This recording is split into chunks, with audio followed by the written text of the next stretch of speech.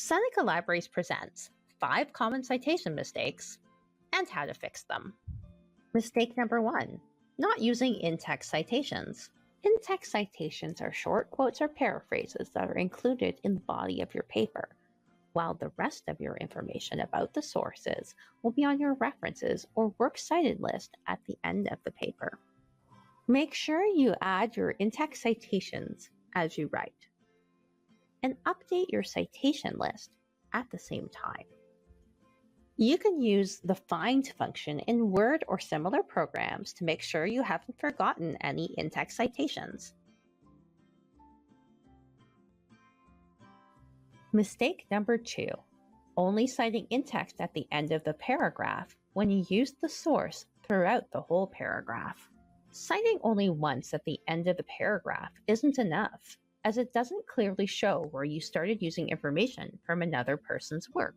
When you use a source more than once in a paragraph, you need to cite the source the first time it is mentioned, and then continue to make it clear that the same work is being paraphrased in subsequent sentences. In order for your writing to flow nicely while properly citing your sources, you can use lead-in sentences. For example, in this paragraph, examples of lead-ins are Jones and Brooke suggest, followed by they explain, and Jones and Brooke clarify.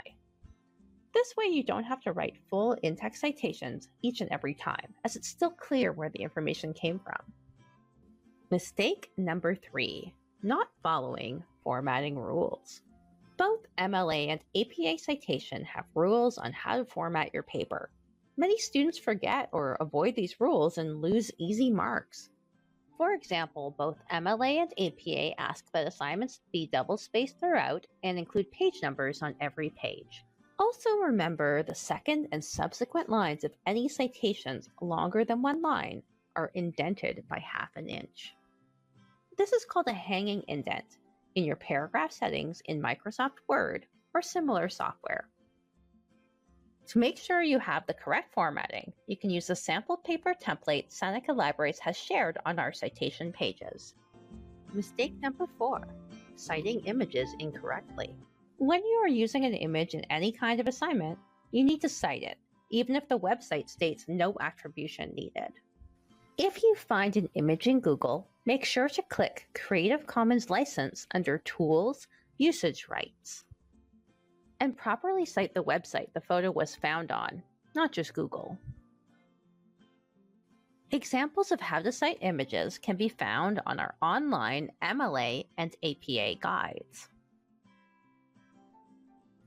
Additionally, Seneca Libraries has come up with our own best practices for citing in digital assignments like presentations or infographics.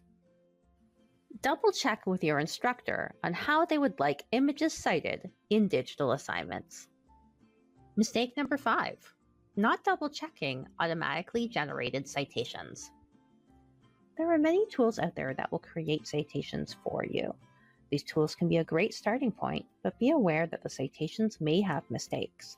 For example, in this APA citation, the author's first initials are missing and will need to be added to the citation. If you decide to use a citation generator, you can double-check the citations using Seneca's free online APA or MLA guides. Be sure to check out Seneca Libraries Citing Sources guides for more tips and tricks. Have more citation questions? Click on the Ask Us Live button located on every page of the Seneca Libraries website. Or you can attend an online citation workshop. Happy citing!